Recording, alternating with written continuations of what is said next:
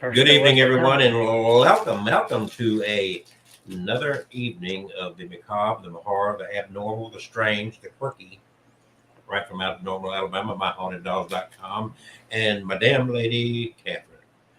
The unusual. And we already said myhaunteddogs.com. Yeah. That's a drive-by shooting, by the way. Drive-by shooting. Yeah. So we got an Alabama superstar who's been an actor since childhood. Right here in the back neck of our woods, Daniel Emery Taylor is going to be joining us a little bit later, just a few minutes from now. We're going to get started early. There's not going to be any spirit box sessions tonight, but as I started out earlier when Kevin got online, have you had your moon pie? No, I have not. Moon pie. You've got to get your moon pie. I had my vanilla one. This is the, I think it's a kind of banana flavored moon pies. They're okay. So if I conceal my camera in tonight, it's because I'm eating our sponsor. Even though they're not sponsoring us, I'm eating my sponsor. Yeah, we can sponsor them. I still have not gotten. I prefer chocolate moon pies. Well, they're there. They got boxes of them up there. Yeah, Walmart.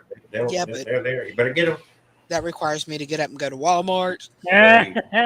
You poor child. You can have Walmart deliver now. Yeah, you can pull up there and you can just drive up and they'll put it in your car for you. You know what? Yeah. Yes, ma'am. Or did you order these 15 cases of moon pie? My mother will have a delivery, I'm sure, one day this week. I'm just going to message her and say, I need chocolate moon pies. We need moon Well, pie. there you go. So we've got, You need a moon pie. and we can go ahead and do our intro. You already sent him a link, I assume. Yes. And I've done a little research on Daniel Emery Taylor. He is he started out in a play in school, believe it or not, and it was kind of a horror show that got him started the night before Christmas and all through the house. It was the night before Christmas, and he enjoyed performing as the father in that elementary school stage production of course, the Night Before Christmas. And there was a local talent scout that for some reason said, hey, you red-headed thing, you might have an opportunity. And that was back many years ago. Now at age, 42 or 43 or whatever, Daniel is still in the performing arts. He owns a entertainment company, production company called Debtor Entertainment. And I have the logo that Kit came up with for Debtor Entertainment.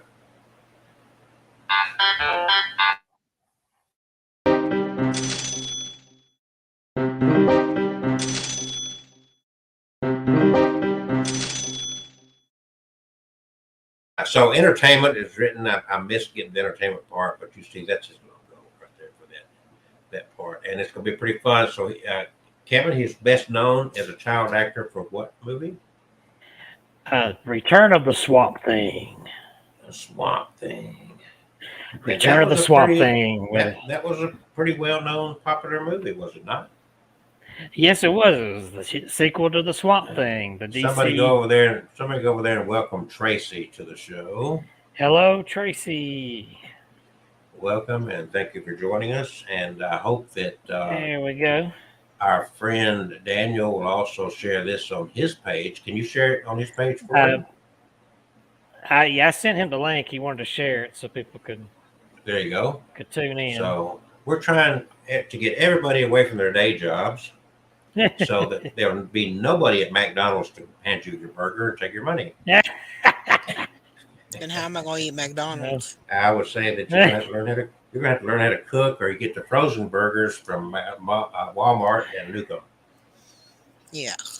We've already got self-pay in McDonald's, so. Yeah, so they had that in Mexico City, like back in the 90s.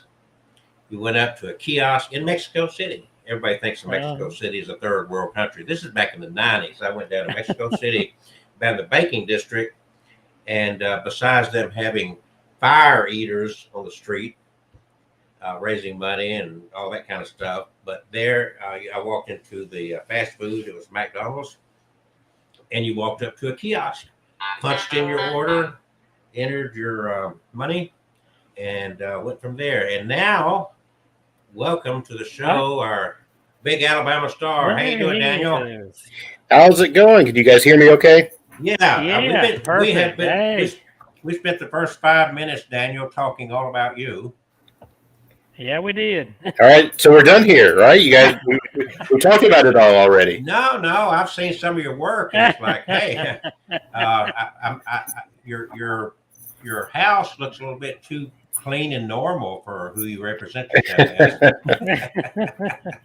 I thought I would get you on here, and all of a sudden we would see a lot of goth material and whatnot back then. Yeah, a lot of blood in the background, So well, all that's in my home office. This is our normal dwelling space. So. Oh, okay.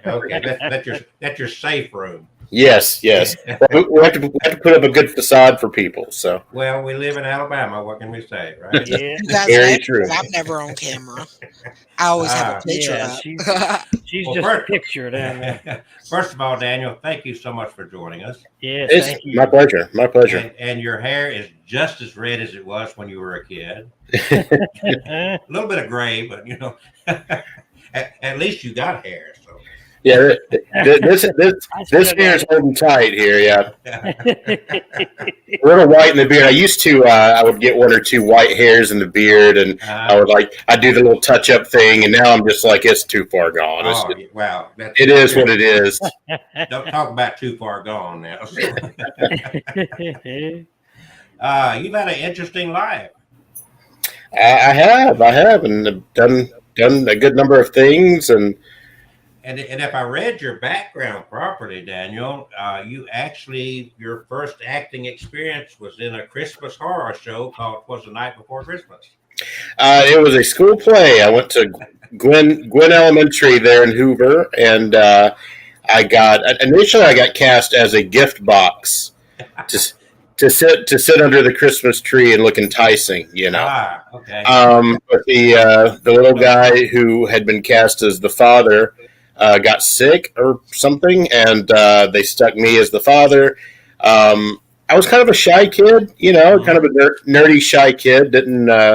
People I don't think expected a lot out of me, but the moment they put me on stage in front of a crowd, man, I hammed it up. I came alive, and I was just kind of really found my element.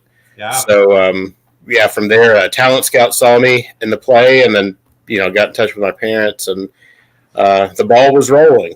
Well, that's great. That's great. And your heart is still very much into being a performer. Oh, absolutely. On several levels. And I'm excited for you, and I'm excited to meet you. Oh, well, thank you so much. I never, we've all seen all these old movies. Now I've seen some of your what I call indie work. Mm-hmm. And, hey, it's pretty good. It's pretty good stuff, Thank you. I was playing this one bit, kind of ad nauseum, because I thought it was cute. The little trailer for a game. Oh yeah. And I think whoever did that camera work was pretty right on. That was pretty good stuff. I actually use a DP, director of photography, out of Huntsville named Bill Schweikert. Okay. He did It's Just a Game, and will be doing my next one as well. And top notch, high quality work. He works at Hollywood levels, so we're lucky to have him here, where he also still slums it with us. So, well, do you ever now get in front of the camera as well as behind it? Or what? I do. I always try to write myself a little fun role, because I love acting. I enjoy acting. I still do acting roles for other filmmakers as well. But normally I try to write myself, little interesting roles, not real big roles, because it's hard to, in my opinion, it's hard to act and direct at a high level at the same time. Billy Bob Thornton can do it. Me, not quite as well. We all have our talents. It's very true.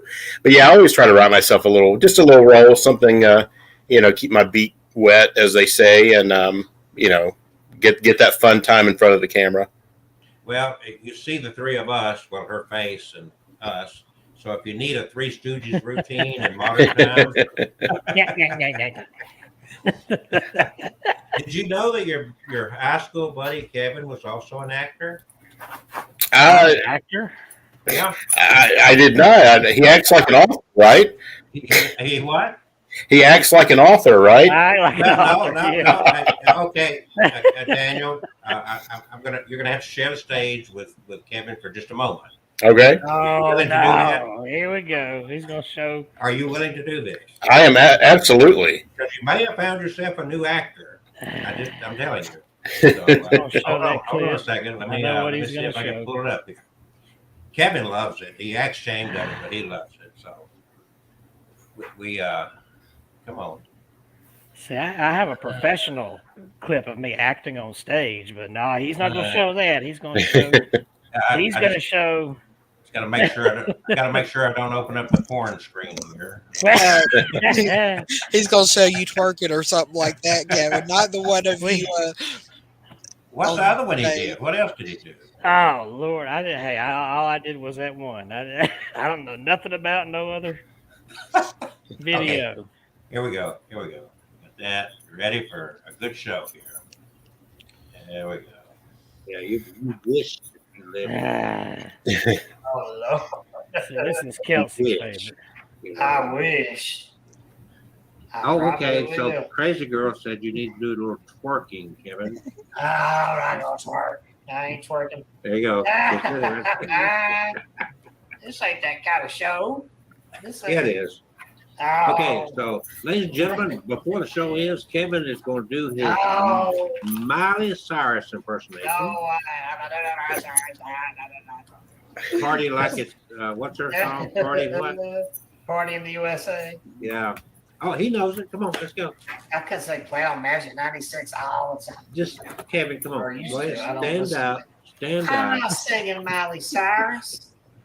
And do you really want me wiggling my big fat butt? Absolutely. You got some strange interests over there. Well, Has he ever claimed to be normal?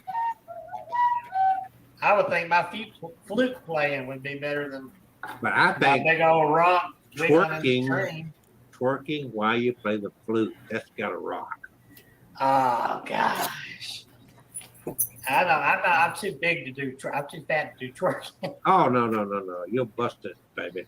I'll bust my pants. Yeah. What's that other song? Let's see about big butts. I like big butts. I cannot lie. The mother can deny. That's a Crazy Girl. Why do you want me wiggling my big old butt? Why do you want me wiggling my big old butt? Why do you want me wiggling my big old butt? Why do you want me wiggling my big old butt? Okay. Yeah. I think I may have a role for you in my next picture. When I saw that trailer, and I thought I could see him. I got to tell you, we have a lot of fun. Daniel, Kevin is he's just a super great guy. Anybody that can tolerate me for any length of time has got to be a great person. Well, he tolerated me in high school, and we gave him a hard time too. So, so he hasn't changed much. Wasn't all that bad, man. Creative writing, and now look at today. Yes, yes. Okay, I got that out of the way, but I just figured Daniel, he'd known you for a long time. He'd probably be impressed with your turkey skills. I was very impressed. What about his flute play? He used to play the flute a lot on the show. We could do we'll give you some ideas for some new screenplay. Men in kilts play flutes and murder people. He showed that. We had, what was it, a month ago? We had prestigious Canadian actress Cindy Hines, who was in The Brood, the David Cronenberg movie. Oh yeah. And I've been friends with her for several years now. Oh, We and had her on. she And saw he that plays clip. She played that. I played that clip of him twerking. Yeah, and I'm Cindy off got over up here and to the twerked. side. And what was it she said? She said she surprised me. She said, with an ass like that, I can't believe what magazine was it hasn't called you? I can't remember. Did she say Playgirl or something? I don't know. I don't remember. Life is to be enjoyed and used and abused. Real good. All right, so let's get back on to Daniel. Yeah, let's get on back to the. Daniel, that's a hard act to follow, I know, but I'm gonna try my best. Anybody can follow that. So this talent scout saw you. How old were you in the elementary school play? 7, 8. All right. So up to then, you're a shy little redheaded kid running around school, and all of a sudden, you had an opportunity to get on stage, and something about getting in front of these people brought you alive. Absolutely. And you just were fortunate enough to have this local talent scout sit there and say, "Hey, this little redheaded kid, I can give him a job." Yeah, and there was a local agency there in town, which I don't believe is there anymore. But they had me come in, and I did a screen test for one picture that I ended up not getting, but Return of Swamp Thing was the second thing I auditioned for, and pretty smooth process, and I got cast and had my first gainful employment. So. Well, you were very convincing in that role. Oh, thank you. I mean, very, very convincing. It was like, I thought, what? My heart went out to Kevin knowing that he went to school with that kid. You had a tendency to be brutal in that movie. I did. Yep, I was a little hellion, but it was a lot of fun.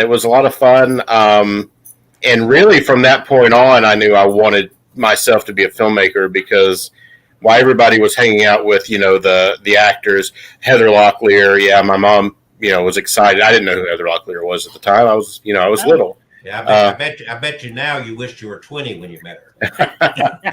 Well, that would have been a different story. But everybody was hanging out with the actors and everything else, and I was hanging out with the stuntmen and the camera crew. I wanted to know how everything worked. Wanted to kind of peek behind the curtain, as it were, and I've been fascinated with the art of making movies ever since. So you, where did they film? Savannah, Georgia. Okay, so you didn't have to go too far. Well, Savannah's a little drive, but yeah. And from there, what took place? You had that, and that was a pretty big movie. It was nationally released. I don't think it did real well at the box office, but it's one of those that really found its audience on cable. It played HBO nonstop for a couple of years, and then from there it was on USA, like I feel like weekly, almost. And then Sci-Fi, once that came around, it was playing that. So it's one of those that really picked up steam after the fact on television. Oh. So what next? What happened next? From there, I just kept auditioning. I auditioned for some cool things and never got. I auditioned for Dick Tracy and auditioned for Hook and some other the Babe Ruth story. Those are the things that stick out. But the next thing I got was I did a spot on In the Heat of the Night, Yes. Okay. which is every Southerner's favorite, TV drama. Yeah, my parents watched it. Yeah. In the Heat of the Night, I did sit on a show called I'll Fly Away. Yeah. That was like critically renowned and ended up getting canceled after like 2 seasons, I think. Yeah. And then the next big thing I did was I was in Road Trip. So Road Trip, I was right out of high school and auditioned for that, and we shot that Shot it. I actually filmed 3 times because they kept calling us back out. So it was initially shot on the University of Georgia campus. And then they brought us back out to Georgia Tech, and we shot there. And then the 3rd time, they actually flew us to L.A. To do some pickup shots out there. So, in all the roles that you've done, you seem to be you like horror. I like horror. I like horror because it's so it's fun. B, it's easy to sell because there's always going to be an audience for horror.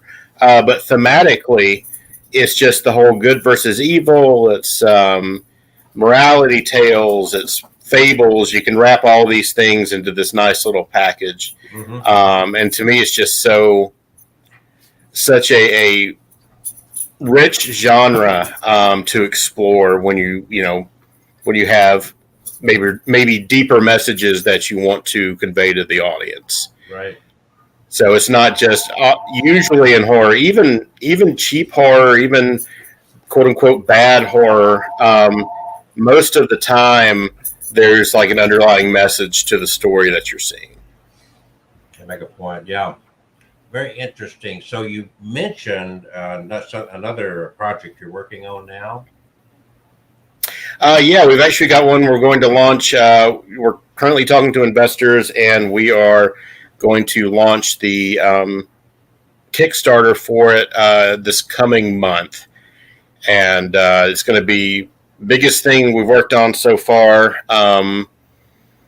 We've got I can't announce him until we are funded for contractual reasons, but we have a very well-known, very beloved horror icon who has signed on to play one of the leads in the film, as well as a fantastic actress out of New Orleans named Nadia Eiler.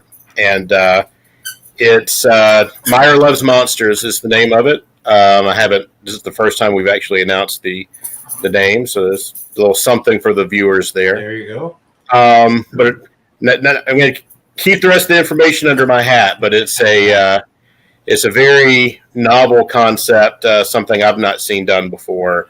So it's a script I'm really proud of. I think it's the best thing I've written, and I'm just really excited about what we have planned as a production. Okay, so you are writing your own scripts. Yeah, yes. In a lot of ways, I really consider myself a writer first. I think Kevin will remember all the interesting things that I wrote in high school. Yeah. I wrote a story one time in high school that my English teacher called the most beautifully written piece of trash you'd ever read. And that that was a high compliment to me. I'm like, I will take that. That is fantastic. Piece of trash. The most beautiful piece of trash. What was Mrs. Burroughs? I think. I was just thinking, was that yeah. Burroughs? Yeah. Well, I mean, what you were saying earlier about these B movies of horror flicks, mm-hmm. they're the ones that people are still watching 60 years later. Oh, absolutely. Absolutely. I mean, the well-known ones, I don't know. You don't see much of, but I mean, these others, there's cult followings of some of these things. Absolutely, the horror fan base is very loyal, and they are very passionate about what they like, and even the most obscure, cheapest horror film is still going to have a very passionate fan base. But to me, I think it's because most of these stories are so timeless. I mean, I watch Psycho at least, once, twice a year, and it's still one of my favorite movies. And that movie was, made, I think, almost right at 2 decades before I was born, maybe, however long it's been, 15 years before I was born. But it's still the same, story beats apply, the same, themes still apply. Same thing with The Nightmare on Elm Street, which I think holds up just as well today as it did in 1984. Night of the Living Dead, Dawn of the Dead. These films are good because people are the same. Technology has changed, or maybe our situations have changed, but people are still the same, and we're still afraid of the same things. Yeah. So, just because it doesn't have a big box office pull doesn't mean that it's not going to have a lasting appeal and draw on it. Right, yeah. And many of the horror classics were considered bombs when they came out. Yeah. It's just through video, home video, and then later cable, and now streaming is where they, kind of picked up their audience and built their audience. Right. That's very fascinating. So now you, I understand you've got a day job. I do some consulting work on the side and some other things to, take care of. So, but clearly you would like to get to where you're just in the writing and acting and filming full time. I would love to do nothing except, write and direct and act. But, the industry is what it is, and it's feast or famine. So you've got busy, profitable times and other times where you're kind of in stasis. So I know. Well, I've written twice as many books as he has, and the royalty. Oh, yeah, right. Okay. I have. I've written 30 books. You've written 13 or 14. We're not counting and I'm not in competition. My point in saying all that is I could barely fill up my gas tank with royalty checks. Yep, right. That's me. It's gas money for the month. It's like, yeah, okay. I got my day job. That'll get me to Walmart, but it won't pay for my groceries. But it's I enjoy writing and whatnot, just like Kevin and you both. Kevin's a lot better author than I am. My books are kind of boring compared to his, but bottom line is you've got in the music business, the internet, especially YouTube, opened the doors for a lot of entertainers, singers. Okay, I think Justin Bieber got his start on YouTube. I think you're right. Yeah, and I think Lady Gaga had a big YouTube pool before she moved into where she is today. I may be wrong about her, but I thought I'd read that somewhere. My point being is, does that kind of work the same way in the movie industry? Can you kind of get your foot in the door and forget all the big companies and all the BS and say, look, I'll get right to the people? You can. People have certainly done it. I don't know if there are any success stories to the extent of like a Justin Bieber or something like that. But yeah, no, absolutely. People do that, especially now on like TikTok.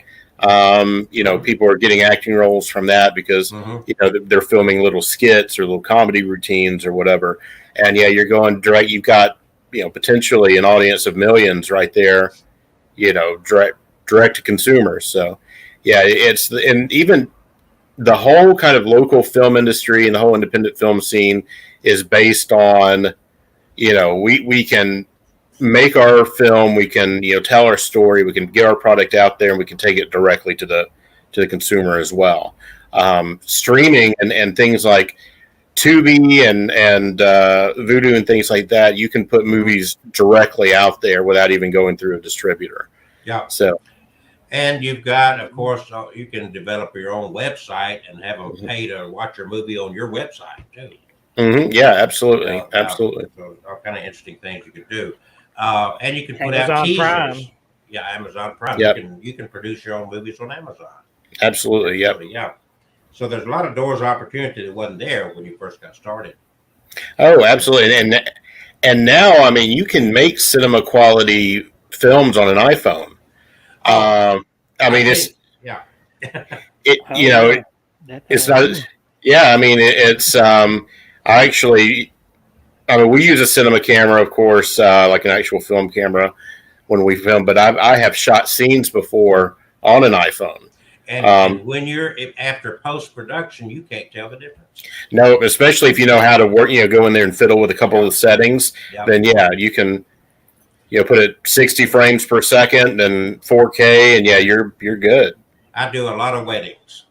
There's been weddings, and I video a lot of weddings and whatnot. And there's times that I'll get some shots just like you with this, and I tie it in with my other shots. And I mean, literally, maybe somebody that's really got a super keen eye that does video might catch something, but for all practical purposes, you can't tell the difference. No, you can't. So the fact that technology is so much cheaper and so much more readily available, and the fact that the internet has provided us this avenue to take our work directly to the audience. Mm-hmm. I mean, now I tell people all the time, anybody can make a film.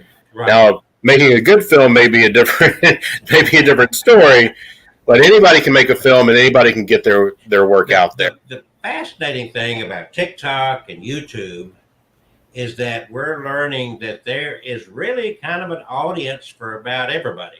Oh, absolutely. So Absolutely. no matter the quality of your content, the way these platforms are working is it's discovering. I guess people are just extremely bored and find something they can bite into. And it's quick. It's quick. It's like, okay, I'm bored for 5 minutes. Yeah. Let me watch 2-3 TikTok videos. Yeah. So I could see that tying in with a filmmaker, because you can just do little skits that's going to be introducing your movies or whatever. Yeah, absolutely. Get them captured. Yeah. And building rapport with an audience, because now, especially in the era of social media, people in your audience like to feel like they have a personal connection to you. Right.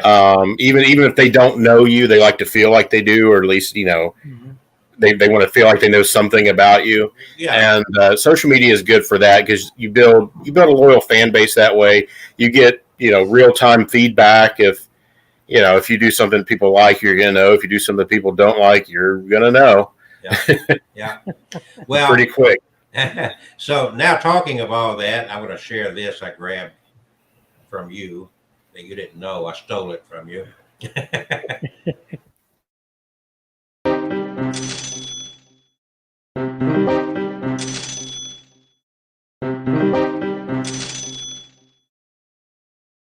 All right, so to be fair, I missed the entertainment part down at the bottom when I grabbed that, but that's your logo for your production company. Yeah, that was my logo and my first fanfare for what we call a vanity card that goes to the front of the film.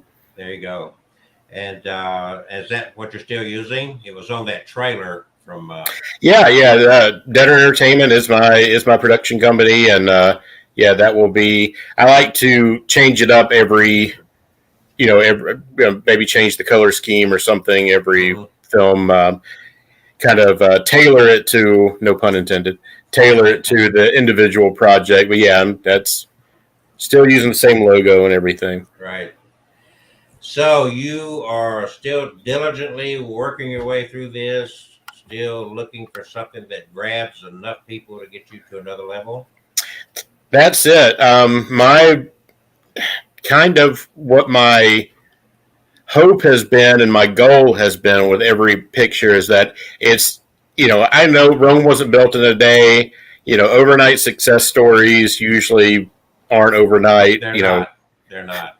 I've heard people say, my overnight success story took 20 years, because people don't see the first part of it. People only see the success and not all the story that went before it. But my goal has been with every picture is to make each one bigger and better than the last. As long as I'm progressing, then I feel like as an artist and as a business person that I'm going in the right direction. And so far, so good. Are you sticking with horror? My next one will be a horror. I've got some ideas.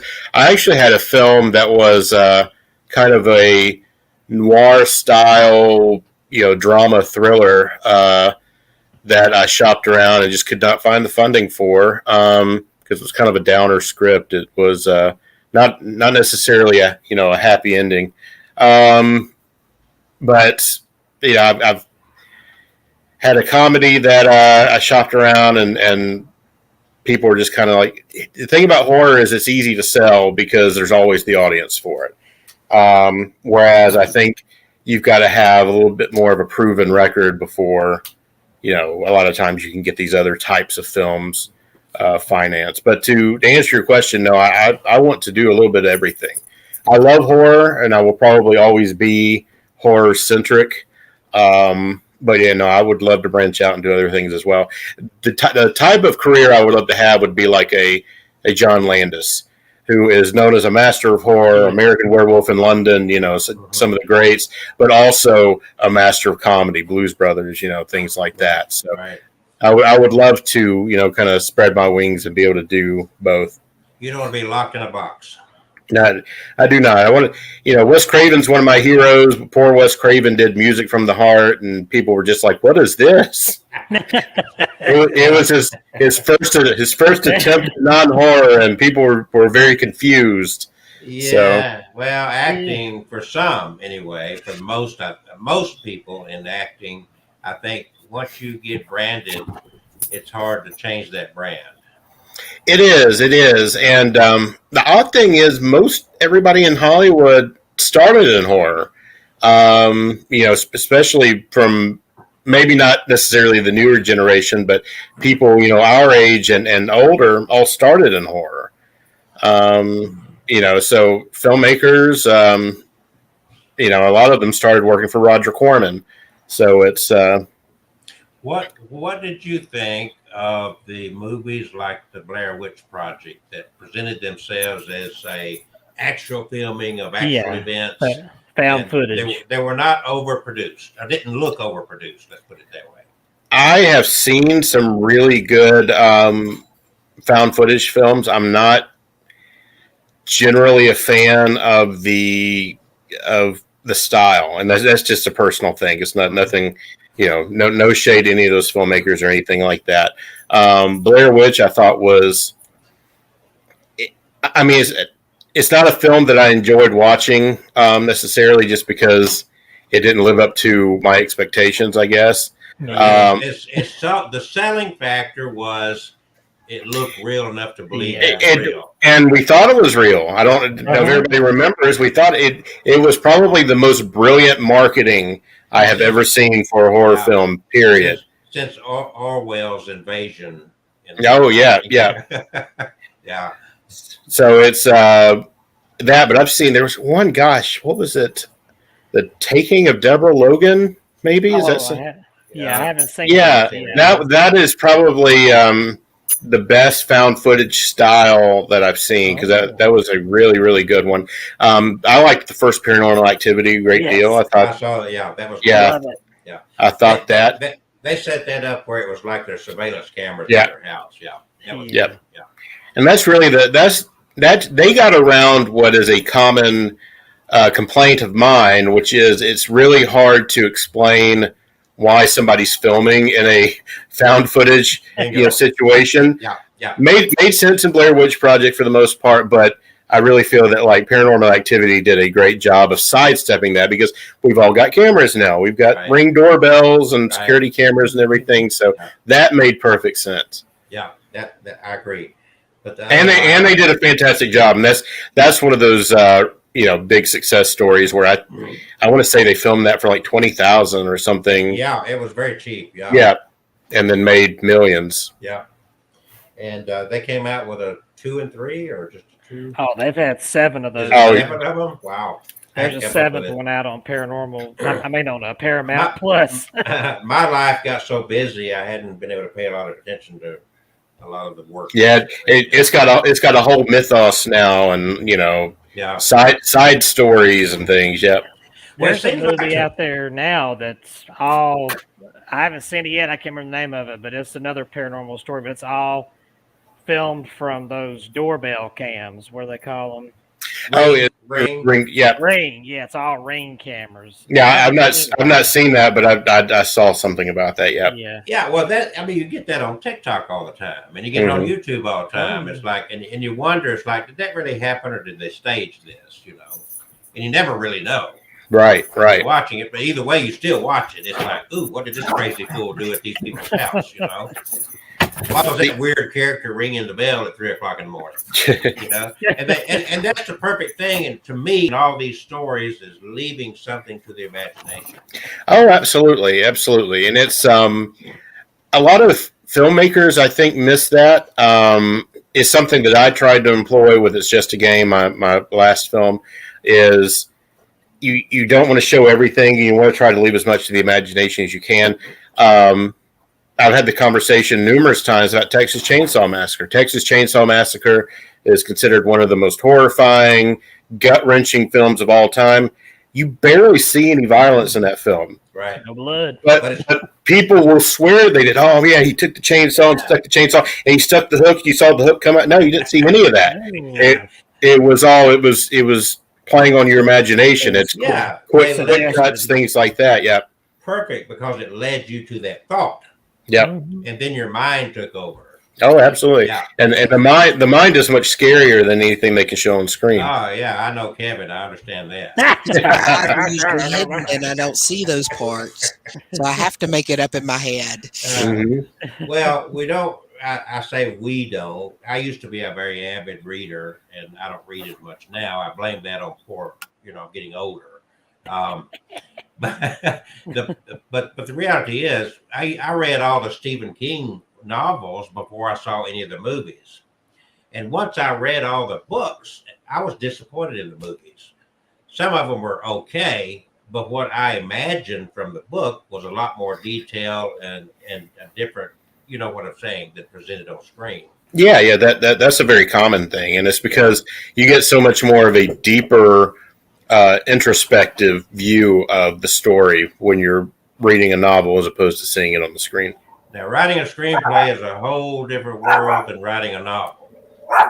It is. It's a definitely different skill set. I've done both, but to me, I'm very descriptive when I write my scripts because I like the actors and the crew and everybody, when they read it, to visualize what I'm visualizing. Okay. And I find by using a lot of description, and again, everybody does it differently.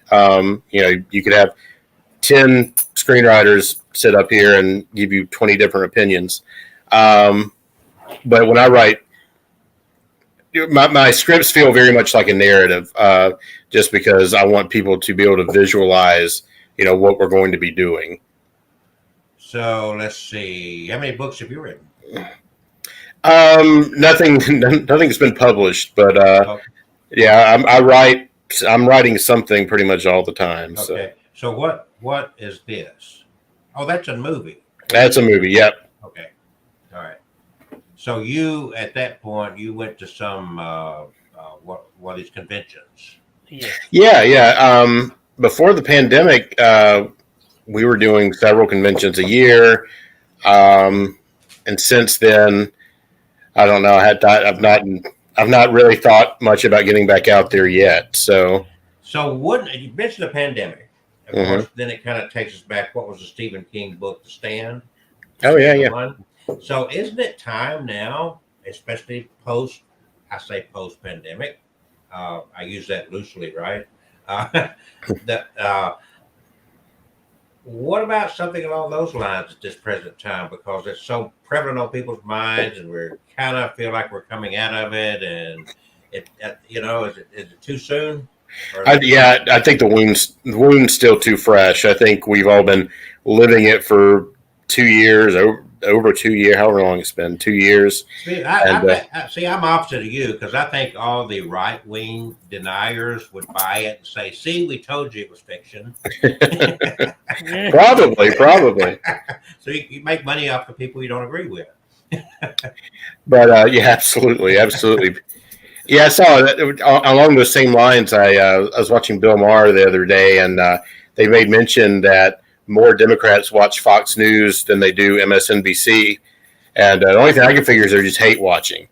It gives good entertainment quality conversation. Yeah.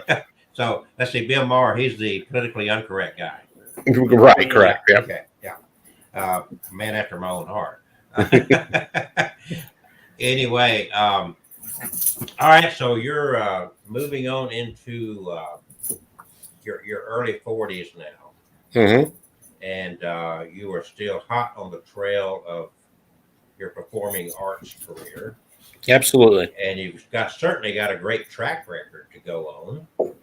And now in the 21st century, you're to me, it's like this should be a prime territory to put a lot of shit out there with TikTok, and I mean to get that draw like you're talking about.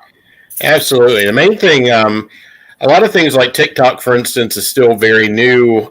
So people are still trying to figure out how to work the algorithm and how to find an audience on those platforms. But yeah, no, if you're willing to put in the work and, put something entertaining out there, then people will find it.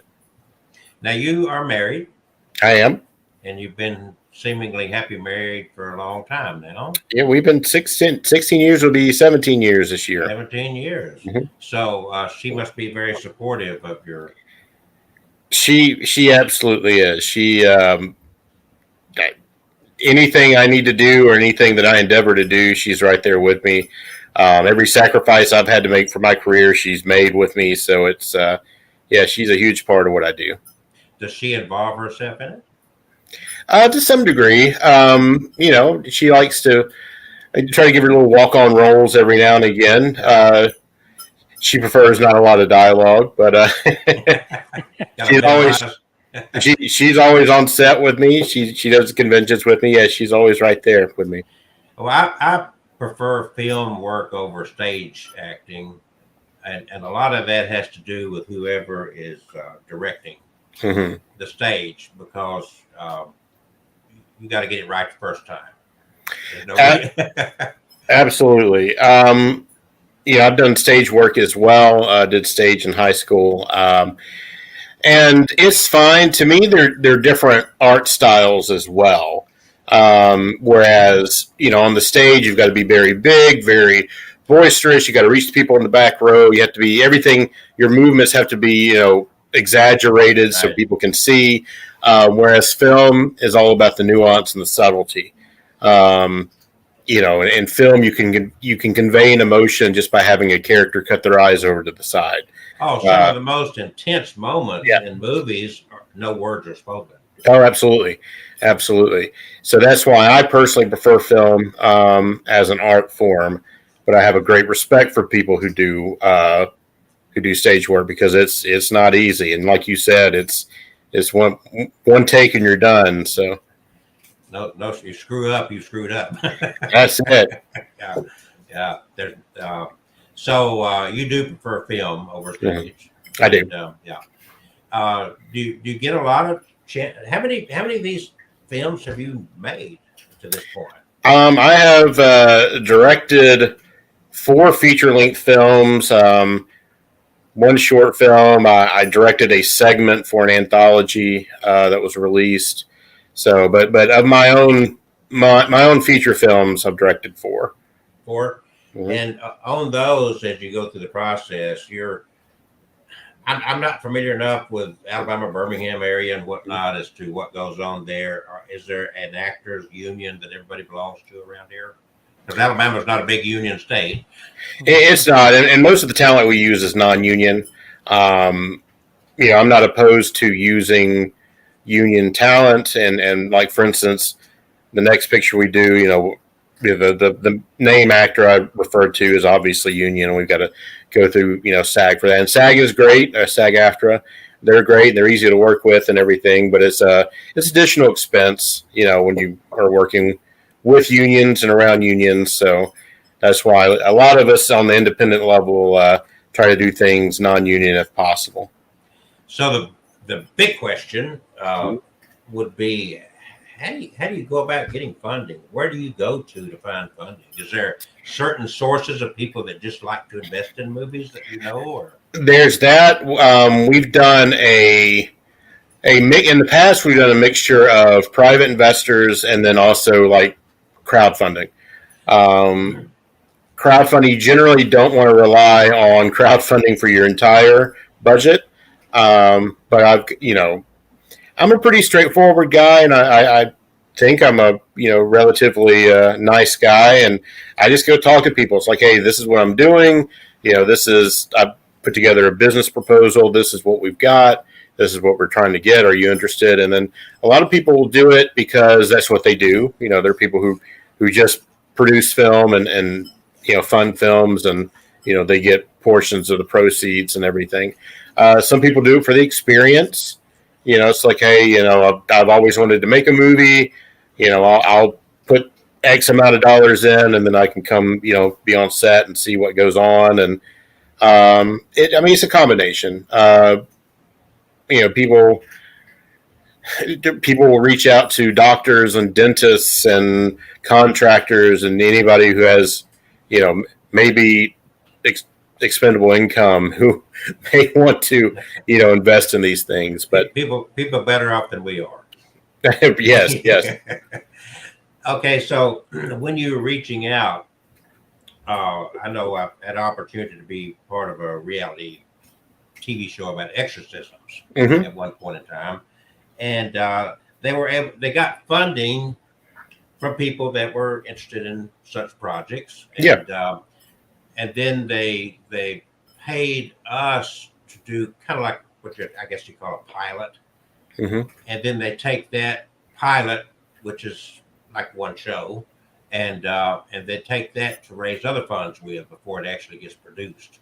Yeah. Do you do a trailer, or do you do anything to tease people with it to get them? We've actually, when we released the crowdfunding for Mindless Monsters, this next one, we actually have a proof of concept teaser that we shot. So it's like a little 2-minute thing that kind of gives you a taste of what the film will be like. So yeah, it's normally you want to have something to show, something to show kind of, at least so people can visualize what it is you're going for. And so if they want to be in, if that's the kind of thing they want to, be involved with. So do any of the investors ever say, well, let me look at the screenplay? A couple of times, but not usually. Most of the time they just want, like a big overview, kind of big picture overview of, here's the basic story, here's what we're doing, things like that. But I don't think I've ever had anybody want to see the script before signing on. So when you are a indie, but it's fine if they do. It's fine if they do. Okay, so you're not concealing it. You're willing. No. Hey, yeah. I keep calling your work indie. Is that independent indie? Is that? Yeah. Approach it? Yeah. That's fair. Absolutely. Yeah. So in that realm of getting this out there, you have maybe more liberties about approaching people than maybe someone else would. You're kind of open. You are the man. You're the boss in your production. Do you mean like in terms of like the entire show, from raising funds to the whole production? It's kind of all roads flow through me and my business partner. So we've got can make deals or reach out to people as we see fit. Yep. Do any of your biggest investors kind of step in and want to have some control over the production? I make it. I mean, as part of the contract, and I make it clear that they were purchasing no creative control. However, I will definitely listen to suggestions, especially anything that would make the production better. Like, hey, why don't we hire this person, or why don't we do that? I'm open to that, but for the most part, most people understand that it's kind of a hands-off thing. I do invite you to be, part of it, part of the team. Come to set, voice your opinions. But at the end of the day, there's one director, and that's kind of the way it's got to be. Mm-hmm. Unless you're working, for like Disney or something, in which case the mouse is the director. 100%. Yeah. Oh, wow. So yeah, it's a fascinating world. Now I know you wrote a little post. I trolled you a little bit on the internet. Yeah. And you were talking about a lot of the crooks involved in the filmmaking business, and you made a point of saying that Alabama is not immune to that. This is true. It's buyer beware and actor beware and crew member beware. Yes. So on your getting of actors and actresses, Do they work on a volunteer basis for you with hopes of making money from it, or how does that work? No, and we pay our talent, not necessarily a ton, and not necessarily what would be union rates, but no, I like to make sure everybody's paid, and because actors go through a lot of expense just in pursuit of their art as well. I mean, headshots and wardrobe and traveling and all these things. So, I like to make sure that everybody's compensated. Again, even if it's not a ton, because a lot of the budgets we work with are smaller, but still, I like to make sure everybody gets something. So, do any of the artists retain any ability to get royalties from the work? Not as of yet. I mean, that's the one thing about working when you work union productions. The union makes sure that union talents get royalties and things like that. But unfortunately, the indie world's just not really set up that way. Oh, I understand. You're working with small budgets. I get that. You're almost, not quite, but almost an unknown entity.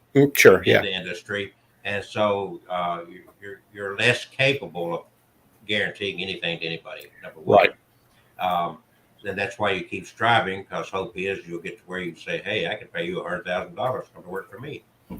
And I mean, there have been instances where talent, as part of their deal, have gotten what they call points on the back end, but that would be handled, by the individual production company, and it wouldn't go through like a governing body like a union production would. Right. So it's kind of like on a handshake deal, and everybody trusting everybody else to be honest, which is not always. Actor beware. Yes. Yeah. Okay. And producer and everybody else, I guess. Yeah. They've had some of those. I call them scam artists, but some of those talent agencies have come through Birmingham, advertising. Well, come join us for $3,000, and we'll get you this and that, and yada yada yada. And they run websites. They just they'll get you on a mailing never. List for anybody watching, never pay an agent up front. They get paid when you get paid. Right. Yes. And what would be that? I'm glad you brought that up. And we're doing an educational show tonight, yes. Daniel, thanks to you. But from some of your posts, it seems like you're kind of into informing people. I try to, because you run into, I work with so many first-time actors, again, because it's indie and it's low budget, and people are trying to build out their reels and trying to just get experience on set. And there's so many people who have such good intentions who get led astray by perhaps some of the lesser virtuous people in the industry. Which again is present at every level, at our level on up. So I just try to let people know, like, this is not the way it's done. An agent should not be charging you up front. They get paid when you get paid. Your IMDb star meter doesn't really matter, so don't go and pay. I saw there's a place now that says they can jack up your IMDb star meter if you pay them such and such. That doesn't really matter. It's just. It's like buying subscribers on YouTube. Yeah. And it's just, you just try to make sure that people don't get duped, because there's just, I would like to say the bad people are definitely a minority, and they are, but they are out there. So people have to know what to look for. People should not charge you to audition. That's another thing I saw. Pay a $25 application fee to audition. No, you don't charge people to audition. You should not. Nobody should be asking you to take your clothes off in an audition. Oh, I know. Yeah. except Kevin. I don't know. Kelsey does that, right? Kevin has obviously some unique skills we may need to explore. But it's just things that I try to, again, I consider myself, a nice guy who really cares about the art of filmmaking, and cares about the industry, and cares about the people involved. And I want to try to the extent that I can, I want to try to let people know what's proper and what's not proper, just so they don't get taken advantage of. So, with my little bit of involvement in this industry, acting and that sort of thing, there are what we call divas Mm-hmm. that show up on the set and on stage, and they think that they are the reason that filmmaking exists or acting exists. Is right? You know what I'm talking about. Oh yes. Do you run across that? Yeah, you run across that from time to time, and again, it's not the majority, but they're definitely out there. And then you kind of reach a point with some people. Look, I'm an actor, so I can say this freely. Actors are weird. Actors are not actors. Yeah. Actors are eccentric people. Actors have entire baskets of neuroses and quirks and everything else. Myself, and I include myself in all those things. So you kind of have to be patient, and some level of that's acceptable.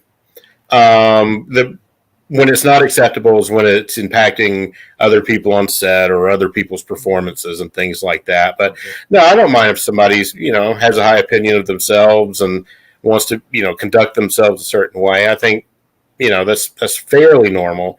You do come to a point though where, and I've worked with some of these, and I've worked with some of these, and some of these I would not work with again.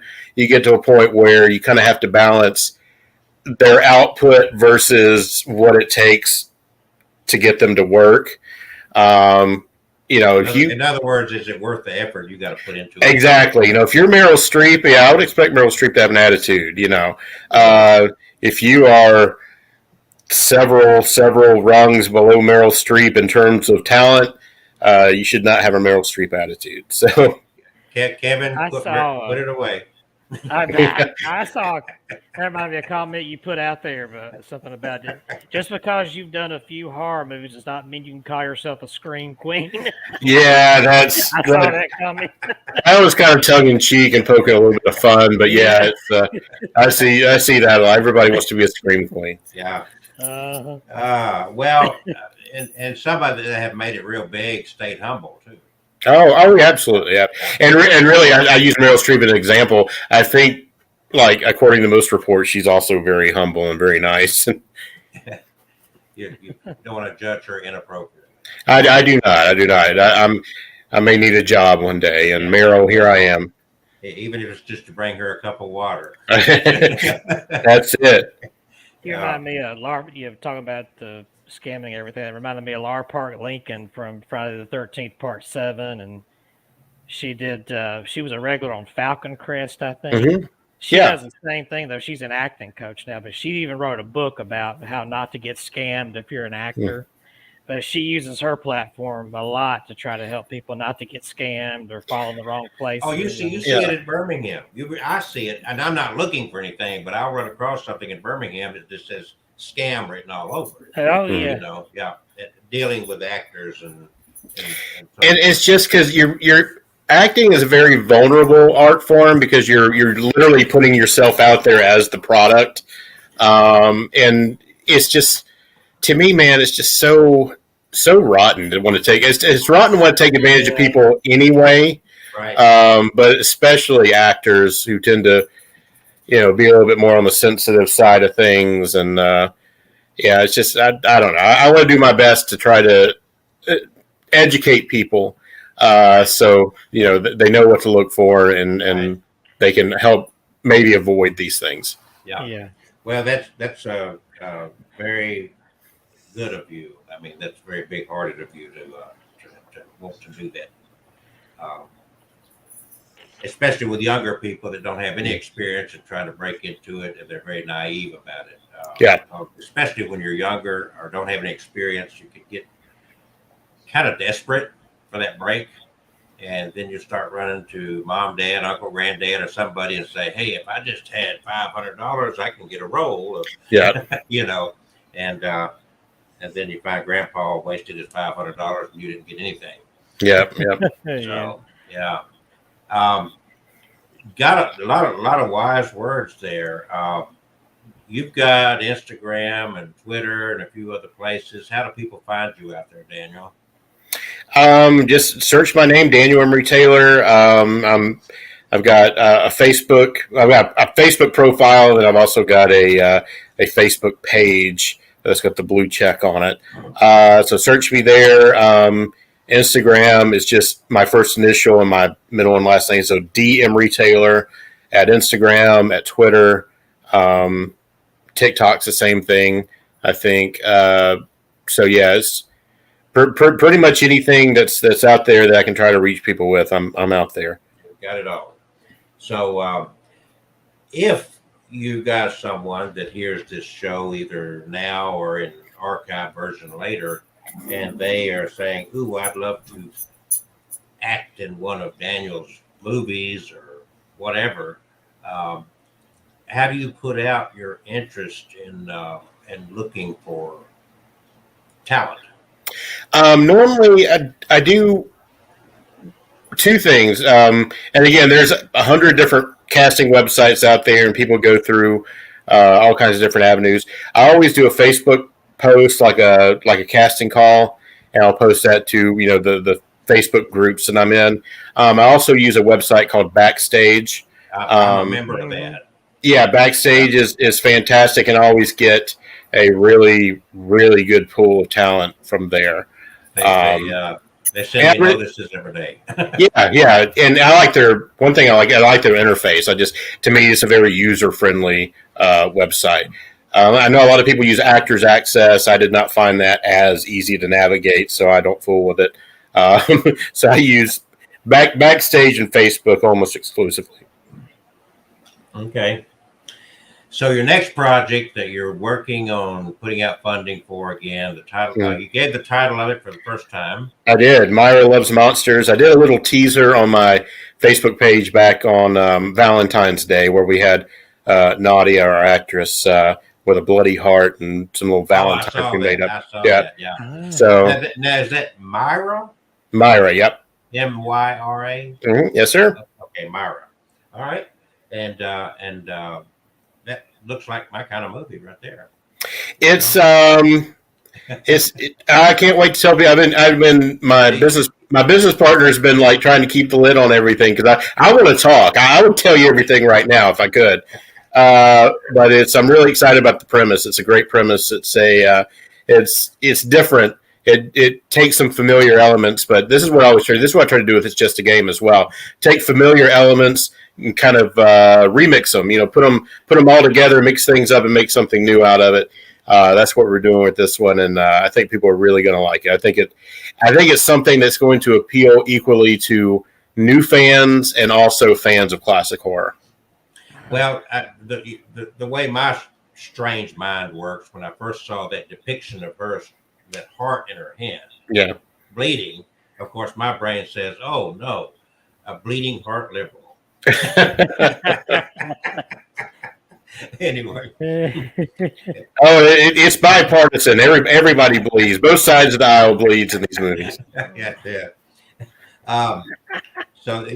So people pay attention. I guess you've got all your production crew together for that one.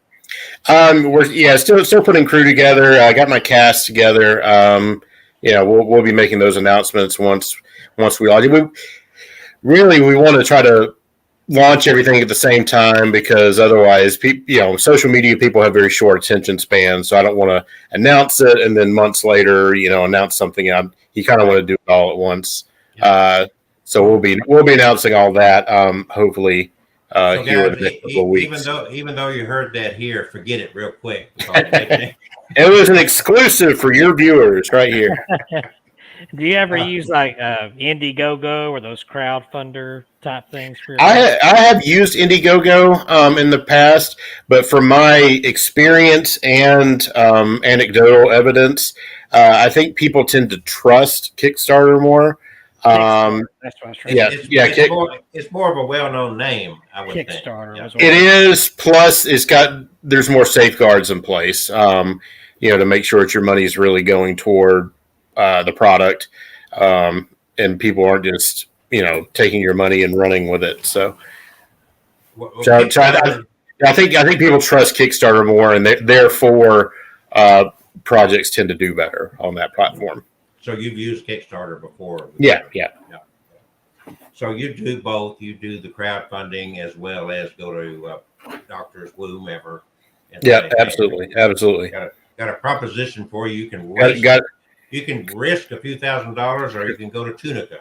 Make your choice. Well, that's what I tell me. It's a high risk, possible high reward industry. I mean, there's a good chance you won't make any money. There's a good chance you may not make any of your money back. But there's also a good chance you could come out a few $1,000, $10,000, $100,000 to the better. It's just according to how the movie does. And that's show business. You got to remind them that you get to hang around Daniel Taylor. That's it. You get to come to set, and we'll treat you like somebody important. Yeah, and he's already been in movies, so you get to eat dinner with a movie star. Yeah, look, he's been around Heather Locklear, and even though that dinner may be at Crystal Hamburgers, it's still dinner. There we go. There we go. Good-looking girl. Good-looking girl. And very sweet. She was. People ask all the time. Heather Locklear was incredibly humble and down to earth, and it was just a very, very sweet person. Did you ever get to see that other one? I was impressed because not only was he in the first Swamp Thing, but he was a James Bond villain. What is his name? Louis Jourdan. Yes. Jourdan. I met him. He was unimpressed with my presence there. So he apparently. I met him. I said hello. He looked down and kind of said hello back, and then that was it. But the word around set was he was not very well regarded. That he had an attitude that perhaps he was above the type of work that he was getting. He gets that off in his acting too, kind of. He does. And Jim Wynorski, who is the director, and Jim Wynorski's been a friend of mine ever since, so he's fantastic. But in the commentary for Return of Swamp Thing, if you get Blu-ray, he does not have very kind words to say about Mr. Jourdan. So he was God rest his soul. beneath his talent. Yeah, and I mean, I guess I could see how he would feel that way, but I mean, you choose to take the work, and you should treat every project, like every other project. So it's, it's like on my mother's side of the family, we're entertainers. Okay, mm-hmm. I got absolutely zero talent, but they had talent. And I knew these people, and I have, whatever. But the point is that people don't understand that at the end of the day, they're just people. They happen to have a job that makes them well known. Absolutely. They're still subject to everything that people are subject to. Mm-hmm. And unfortunately, some of them spend too much time looking in the mirror and taking themselves too seriously because they happen to be talented at what they do. And I'm not even sure, I'm absolutely positive that to get yourself on stage or in front of a camera and act this role out, it takes a lot of freaking work. It don't happen. Mm-hmm. Just give me a script. Okay, I'm ready. Right. Okay. I know and I've heard of actors that actually, to get into the role, actually lived that role on the street for a month or two before they got in front of the camera. Yes, people who do what's called method acting, they essentially try to live as the character. Mm-hmm. It's people. I don't go to that extent. I'm pretty good about snapping in and out of whatever I'm trying to do, but it does take, a lot of mental preparation, a lot of practice, sometimes a lot of introspection and trying to connect with your character and things like that. So, there's a lot that goes into it, definitely. So when you're writing this screenplay, Daniel, you've got in your mind as the writer what these characters are like. Mm-hmm. You're giving them personality. You on paper are giving them life. Correct. But then you go out seeking talent. And some of the talent you say, I think that you're going to be good for this role in this screenplay. And once you get this talent together, has anybody ever come along and made you change your mind about who that character should be? Absolutely, yeah. That's actually happened a couple of different times. You have in your mind what you want, and you put it down, and kind of what you're visualizing, and then when I cast, I'm less concerned. I will say this also, me personally, this is me.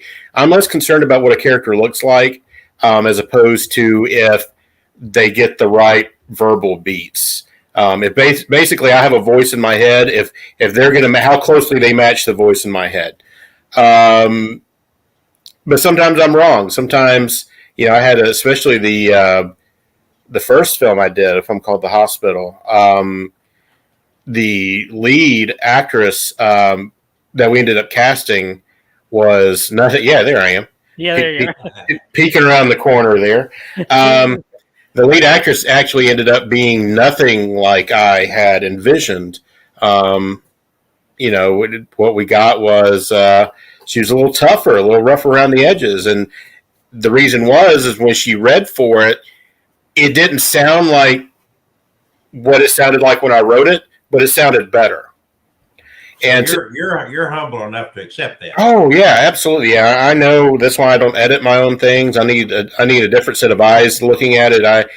Film is a collaborative effort, and yes, I like to get all up in my on my high horse and feel like an auteur, and I want to be the next Orson Welles or Alfred Hitchcock. But really, it's a collaborative effort, and you have to.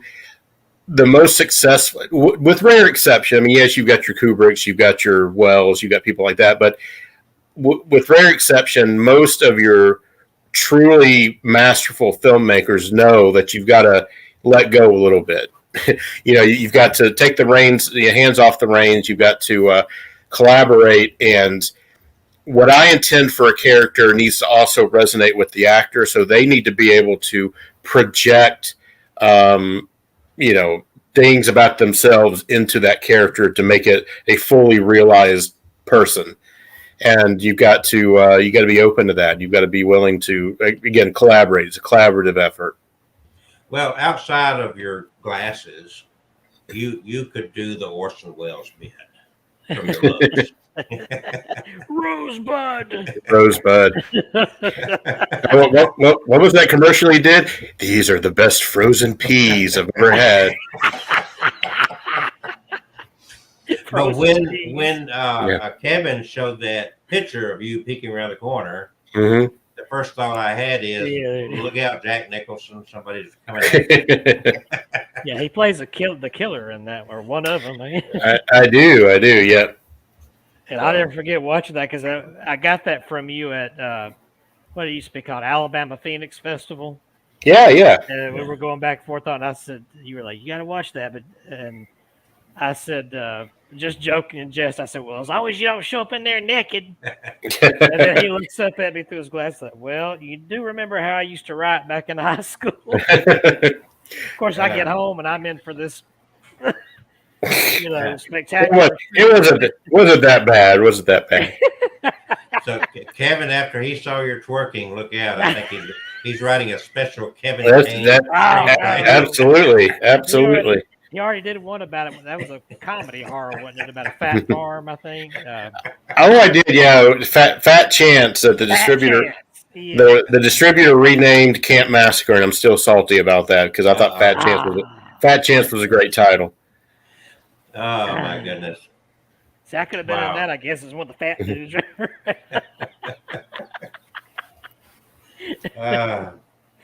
So your efforts are all funneled into Myra at this point. Yes, yeah. You're head focused, and you think you've got a good storyline there for Myra. And, I do. You're soon gearing up to look for funding on that, and is it? And I can't say enough good about the actress that we have. Again, Nadia. She's out of New Orleans. She is absolutely one of the most fantastic young actors I've seen. She's absolutely phenomenal, and this is a film that she's going to have a lot of fun with. But it's really going to be something that I think audiences are going to love. The rest of the cast is fantastic. I'm working with a couple of people that I've worked with before, a couple of people I wanted to work with, and then some new faces. But it's just it's going to be a really nice ensemble that I'm really excited about. Okay, so let's do this real quick since we're talking about this. There it is. Oh, there it Yeah. is. Yeah, I was just looking for a picture. He beat me to it. I'm a faster. I fast on a computer. Oh, Playful Rain has joined us. Hello, Playful Rain. Hey, Playful Rain, funny. Yeah. So, gosh, so there's no age limit to acting because all sorts of roles have to be filled. Right. Doing film, and I noticed even in one of the trailers I watched, of course, you got from young girls to old men and different body sizes, shapes, and styles. And if you look at it, a lot of the very famous actors were kind of homely looking characters that if you're walking down the street, you wouldn't say, oh, wow, look at that hunk. Yeah, really. I mean, if you've got the talent, there's a place for you. And it's never too late to start. Always tell that, because there's, lots of actors who didn't get started until their 40s and 50s. So never too late. So, but yeah, there's, for every perfect 10, perfect teeth, perfect tan, for every actor like that, you've got somebody like a Steve Buscemi who is interesting looking. Yeah. I think if people are willing to go out there and get the work and put themselves out there, I think there's a place for everybody. And if you're good enough, even as a method actor, you can make a darn good living. Oh, absolutely. If you're willing to get out there, and if you're a good method actor, I don't think you have to stick and try to be the star of every show you're in. No, and I think there's a certain wisdom in knowing your type as well. Not saying that you have to play the same type all the time. I try to play against type sometimes too. Like even, excuse me, Stanley from The Hospital, that was a little bit against type for me because I'm not normally that type of character. So define type, what you're talking about. Type would be like, for instance, if you see, like I know some background actors and some bit part actors who always play cops, and that's their type. They've got the square jaw, the short hair. That's what they always get cop roles, or people who always get, like slacker roles or whatever. Because you've got your leading ladies and your leading men and the stars, but then you've got the character actors, which is more like what I would fall into, which is we're the wacky next door neighbor, we're the best friend, we're the villain, things like that. If you kind of know what type you are naturally, and you're not afraid to go after those types of roles, then you can definitely make a lucrative career out of it. Well, see, I don't personally, not to knock you, but you kept talking about Meryl Streep. And if I look at Meryl Streep and I think she's not that attractive looking a woman. You know what I'm saying? It takes all types, Yeah, but that's my point, is that you don't have to be, even to be stardom material in acting, if you've got the talent, you don't have to be this Bo Derek or whatever. Right, correct. Yeah, absolutely. So I mean, she's perfectly lovely, but Kathy Bates, I would not offer up as a Bo Derek type, but she is absolutely one of the best actors working today. So yeah. So and the reason I ask and bring some of these points up, Daniel, is again, you were kind of talking to maybe people watch this that are interested in getting into, and they're looking in the mirror thinking, what could I do? It's like, well, work on your talent instead of working and worrying about what your looks identify you as. I think so, yeah, and be willing to change things up and be willing to, go after different things. And I think sometimes people would be surprised what roles they could get if they went after them. So what do you think about what Kathy says there, that Daniel is a chameleon in the industry? I think it's my sister. I think she's being nice. He spilled the beans on you, Kathy. Oh. We thought you were a big fandom out there, And, she's a big fan, yeah. Yeah, well, I mean, she's blood though. She's required to be a fan. I'm teasing. All right. So let's see. Let's talk about type a minute. Yeah. Look at Kevin and type him. Oh Lord. With what you know about his personality, Typecasting. because you know Kevin pretty well. If you were to put him in something, what role would he fit? Name a character you could put him in. What role would Kevin play? He would. I think he would play an author. I think he would play a writer, maybe an office worker, maybe an accountant. Okay, so now he's got a look with a hat and a cigar and whatnot that really got that author look to it. I was thinking a news editor. Yeah, I can see that. News editor, journalism, whatever. I got a buddy of mine that worked for an actress up in New York, and he once told me, I could see you playing a drunk priest. I don't know, Kevin. I wouldn't give confession The to glory you. of God. We're not that innocent, Kevin. No. If you gave confession to Kevin, he'd put it in a book.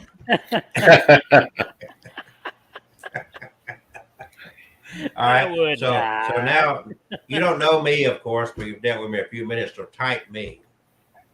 Yeah, you would be a professor. I think if I was writing you would be a professor somewhere. Okay. I get that a lot because I think it's because I earned a PhD in life. Well, that's a good reason. That's a good reason. I always get on my pulpit, so to speak. You lecture a lot. Oh, let's make it really hard and interesting.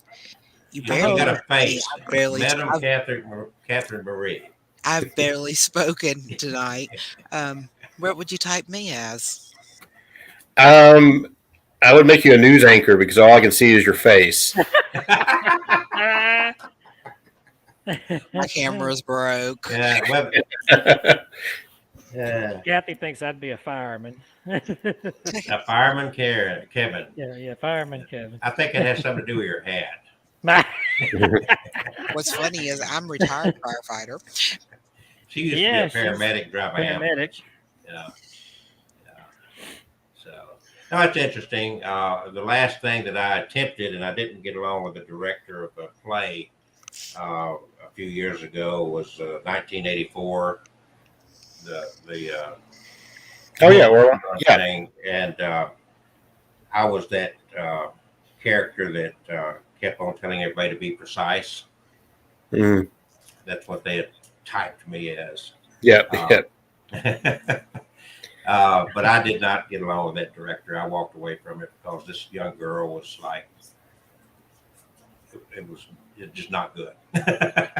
Yeah, it's in film especially, you got to have a good working relationship with your director and the director with the actors and everything, because there's a fair level of trust there. Because you've got to trust that the actors are going to put forth their best effort and give you what you need. And then they've got to trust that you're going to present them in the best light given the role. And yeah, again, going back to what I said earlier, it's definitely a collaborative effort. And if one of the two parties is not cooperating, then it really puts a wrench in the whole thing. So, I mean, I'm not big-headed to think that nothing goes on without me. So, I mean, it went on, but it's like, this is not a fit for who I am and the way that I need to handle, my being in front of anything. The pressure was too fast, too rapid, and it's like, we need to slow down a minute to get this right. Mm-hmm. And it was just wasn't a good fit. That's all. And I guess we all run across that sort of thing. Yeah. Anything like that. If it fits, it fits. And if you got to work at it too hard, it's not worth the effort, I don't think. Yeah, sometimes you can't, squeeze a square peg into a round hole. Yeah. And some people don't have the ability to put the right people in the right places. That's also very true. And at least you're humble enough and open-minded enough to accept the fact that somebody may have a better idea than you or something. At the end of the day, for whether fair or not, the director gets all of the praise or all of the blame for how good or not good a film is. Right. So I want the film to be as good as I can, and if you want to offer suggestions that I will get credit for, then absolutely, I am humble enough to accept that. So, but I'm being funny, of course. But honestly, I see great merit in a collaborative effort. I see great merit in, maybe taking a step back and, recognizing that I don't know everything, because I certainly don't. And film is a learning process. I think even Scorsese still thinks that he's learning something on every project. I'm learning something on every project, and we should have the humility to understand that, and to listen to other skilled voices. So, may I make a suggestion to you, Daniel? Absolutely. Your sister's watching you right now. I think she should scribe those words you just shared. Yes. So that when you walk the red carpet and accept that reward, you've got your speech already made. That's it. So, wow. So you can't tell us any more about Maher. You got to keep some things kind of concealed at the moment. Yep, for the moment. Of your 4, you said you had 4 feature films that you worked on in the past. Mm-hmm. Which one of those was your favorite? It's hard to say favorite. It's Just a Game is definitely the best of the 4 that I've done. It's Just a Game is also the first film that I directed without a co-director. So it was, in a lot of ways, my first solo film. And I was very pleased with how it turned out. And it's an odd one. It's an odd story. I know the story didn't hit everybody because it's kind of more of an abstract Argento style, Dario Argento. Argento style, horror tale, but that's one that, but there's a lot of me in that picture, whereas the other ones were, not necessarily as much. Fat Chance, which became Camp Massacre, also means a lot to me because it's a concept that I'd had for a while, of kind of a killer at a fat camp, and I had a lot of good friend actors who were bigger guys like myself, that I basically wrote this film for all of us to be in. And we just had such a good time making the movie that one will always be close to my heart. I had a good friend on that, Bob Bauer, who passed away after we shot. So it's just kind of, it's that one will probably be my sentimental favorite. But in terms of which of the 4 I think is a better indicator of my work, I think that would be It's Just a Game. Okay, so now you've got 4 feature films that's in the tank. It's done. It's out. So where do people view these? It's Just a Game is available on most streaming platforms. I know it's right now on Vudu, free with ads. It's on Tubi, free with ads. It's also available for purchase on Amazon, the Google Play Store, the Microsoft Store for your Xbox, things like that. So pretty much anywhere. I still have Blu-rays that I sell at conventions and things like that, and then you can order a DVD from like Amazon or anywhere. Okay, yeah. But a lot of them have made their way. Most of them are on Amazon. A lot of them made their way to Tubi and other places like that. So okay, so they're out there. You can't find them. Absolutely. Okay, yeah.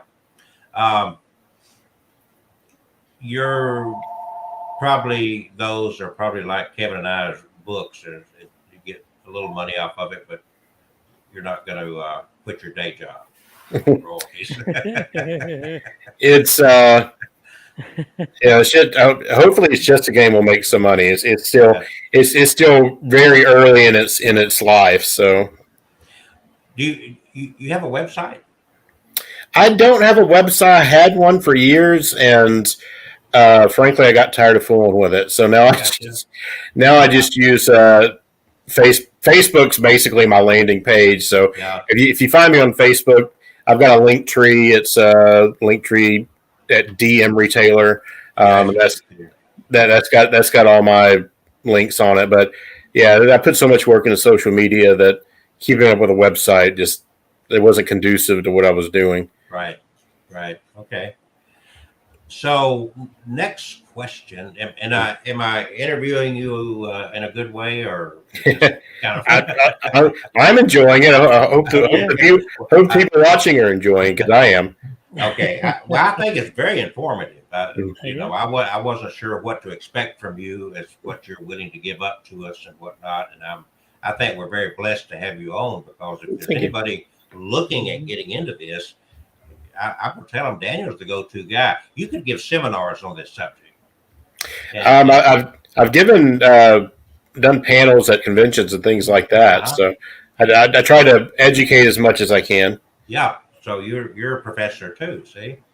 So, oh, there was another question before I go into that other question.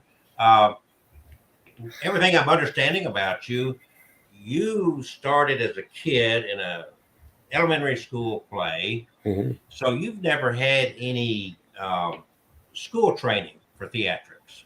You learned on the job. Yeah, I've not. It's all been through just on the job, repetition, and practice.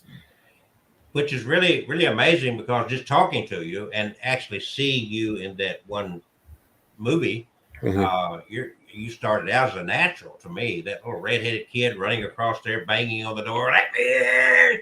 What do you mean password? You know, I always had a. I was waiting for you to say, "Fuck you, let me in." I thought, I probably would have, but it was only it was PG. So, yeah. But no, I always had like a very overactive imagination, and to me, acting is just playing make believe. So, I mean, I was very impressed, and I was like, "Look at this little kid," you know.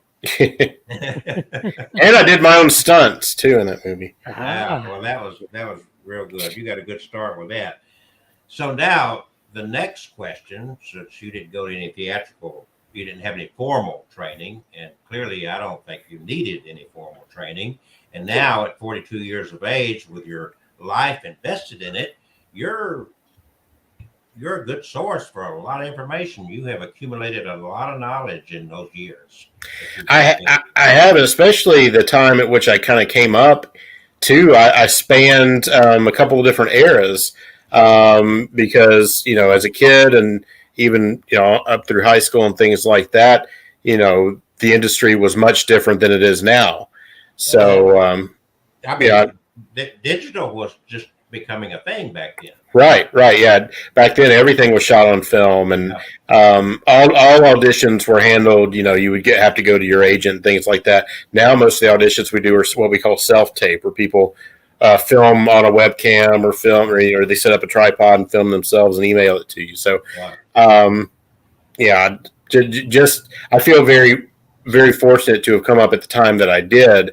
It's our generation too. People like my age, Kevin's age, it's the fact that we had an analog childhood and a digital teenage years and adulthood. So VHS. Yeah. So good old VHS. I am well acquainted with the old ways as well as the new.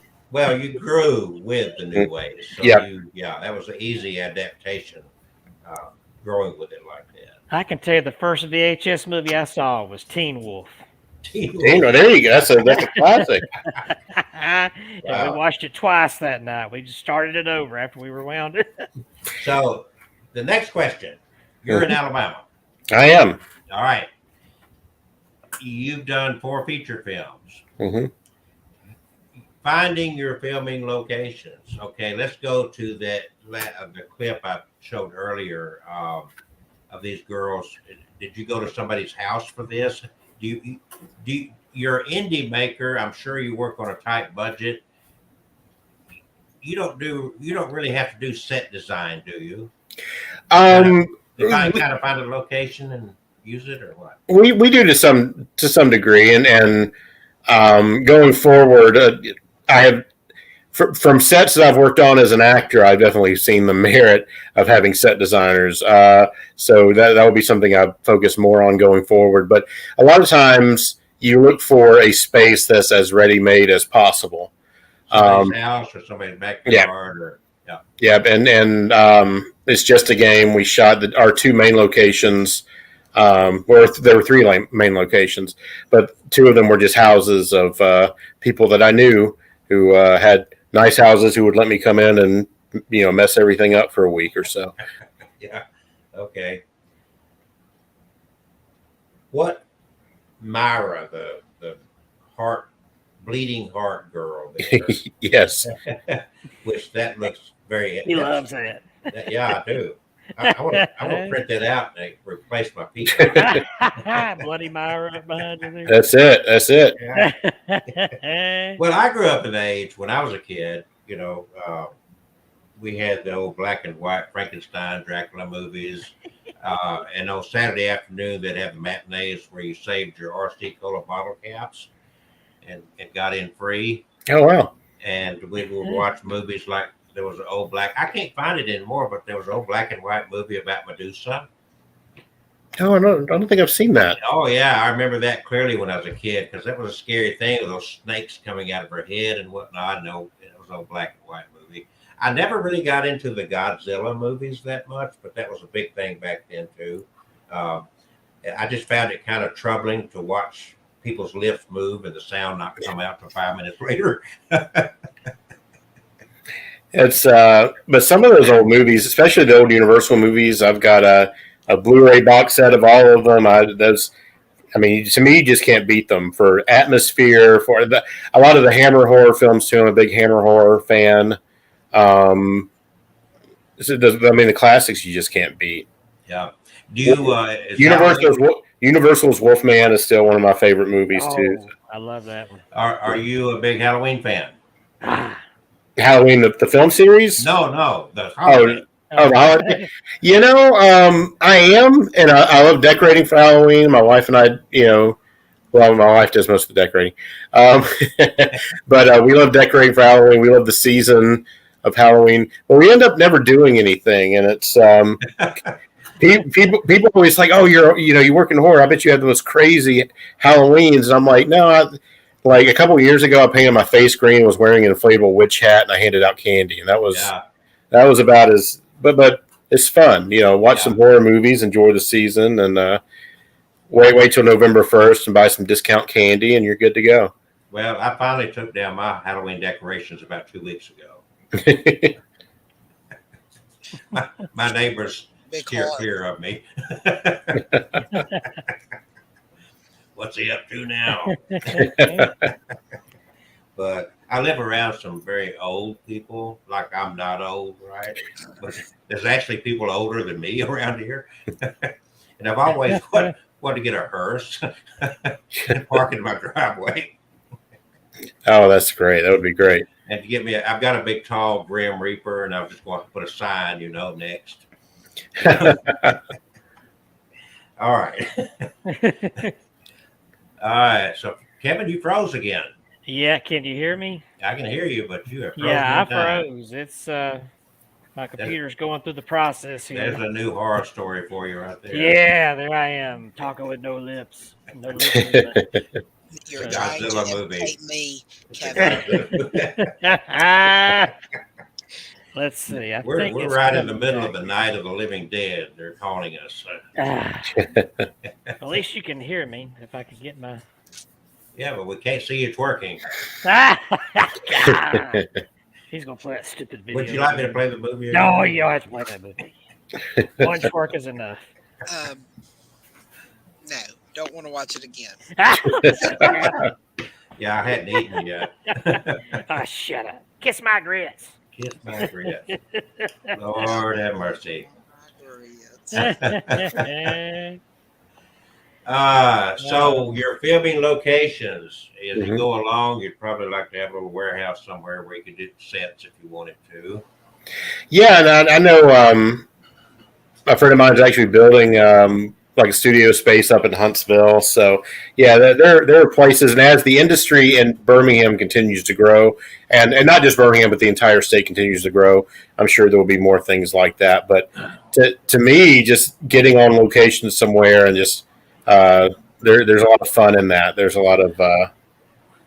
Well, I tell you what we need to do is go down toward Prattville down there and go to Jackson Island and use the old set for Big Fish. Oh yeah. And use that for a haunted movie for the old set, We actually wrote the film The Hospital. We actually wrote that because we had access to an abandoned hospital up in South Pittsburgh, Tennessee. So Yeah. So sometimes if you have a really fun location, you can, you know, build your movie around it. I started to say some of that could probably almost write itself. Mm-hmm, mm-hmm. Yeah. How do you get inspired?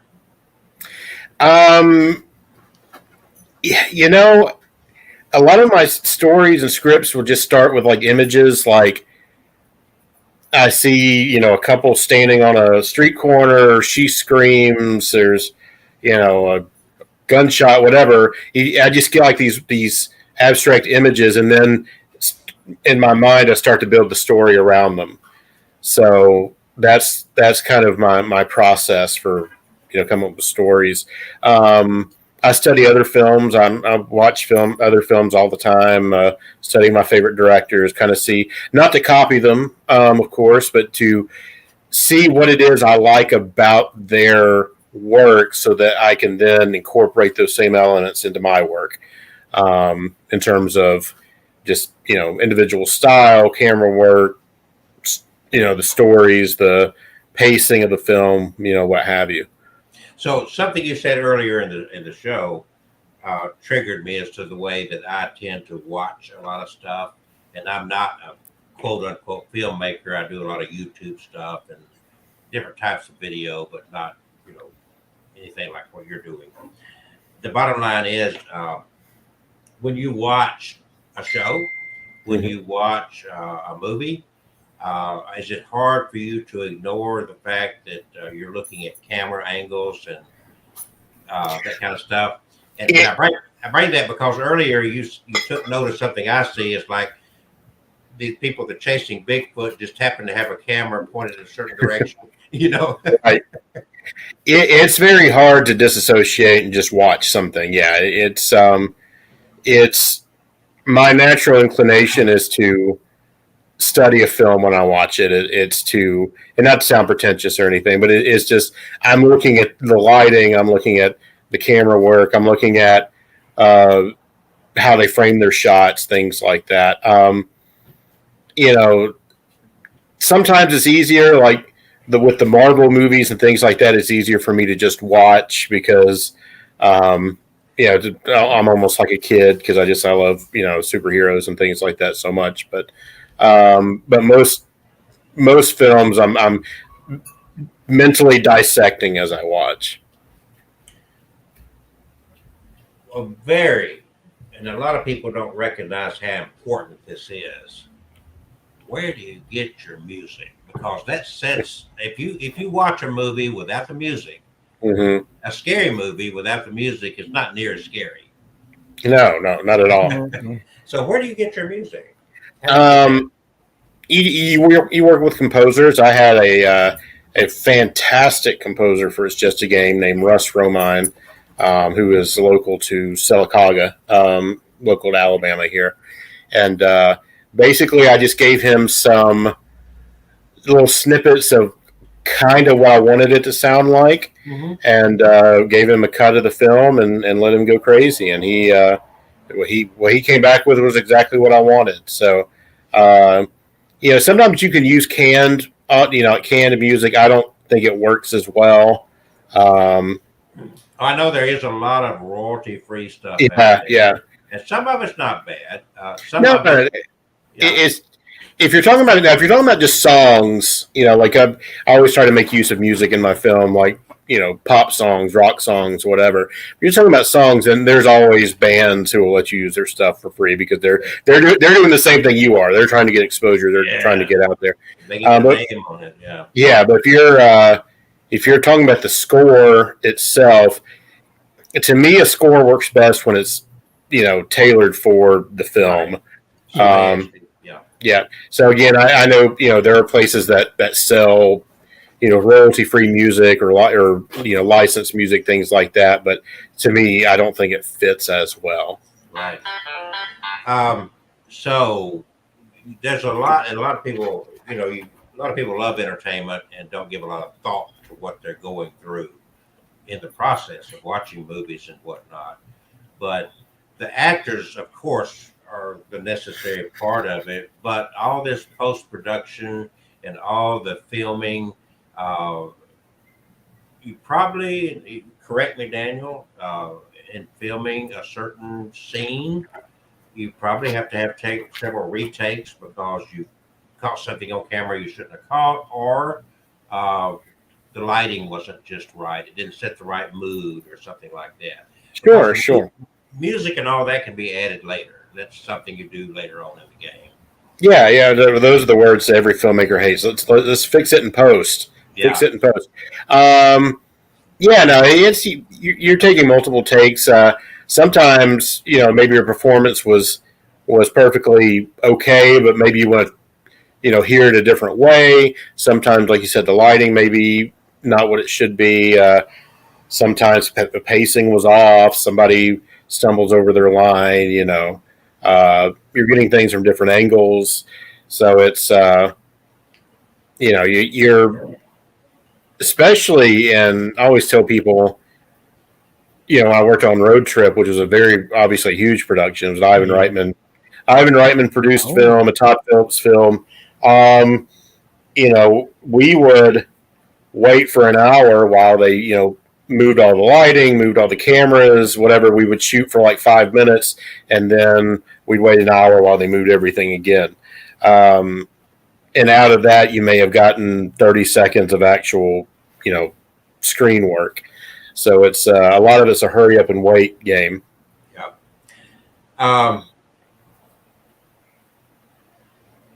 I've been badgering you for an hour and 50 minutes thereabouts. You badger? Oh, come on.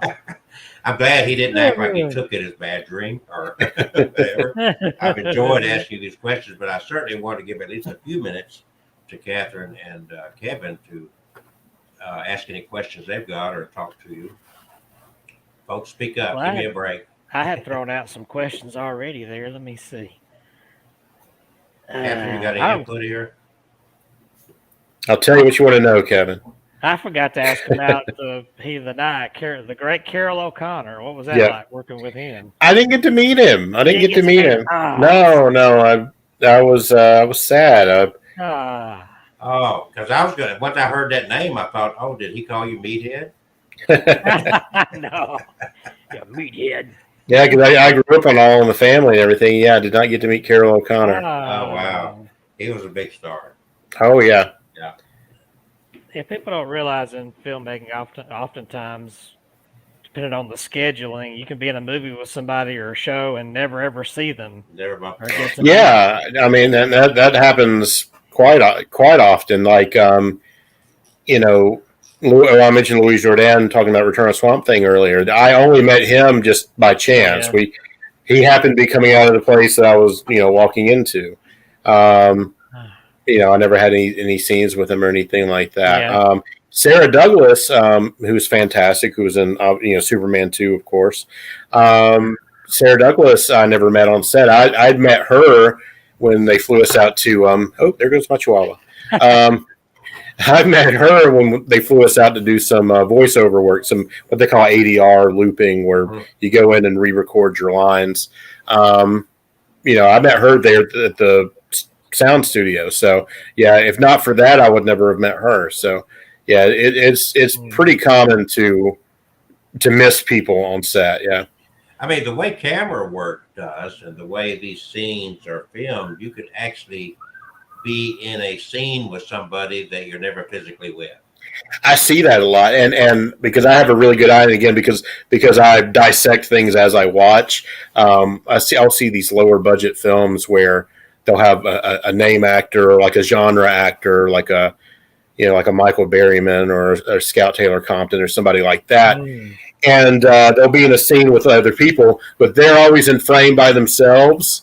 And I'm always thinking it's like, oh, they shot that at a different. They probably, because they have a higher day rate because they're a name actor, they probably shot all their scenes at like one time and then just spliced them in throughout the movie. I see that in low budget horror. I see that a pretty good amount. And with Chrome Key green screen, you can put them in the same room with you and actually have you in the same shot. Yep. There's a shot on the show Ozark, which in this most recent, this is their last season. But I didn't even realize this until I saw an article about it. There's a shot of Jason Bateman in Ozark that is a still photograph that they superimposed into the shot. And if you weren't looking for it, you would have never known. Yeah. Because maybe he was missing or maybe he messed up, but they basically just superimposed a still photograph of him into the shot with people acting around him, and you don't know. I think the first most evident big one was Forrest Gump. When he's there with President Kennedy. Oh, yeah. No shot, yeah. I mean, that was the one that I think that was most obvious, but it was they did it super good. It was kind of eerie. You knew it was fake, but it was eerie.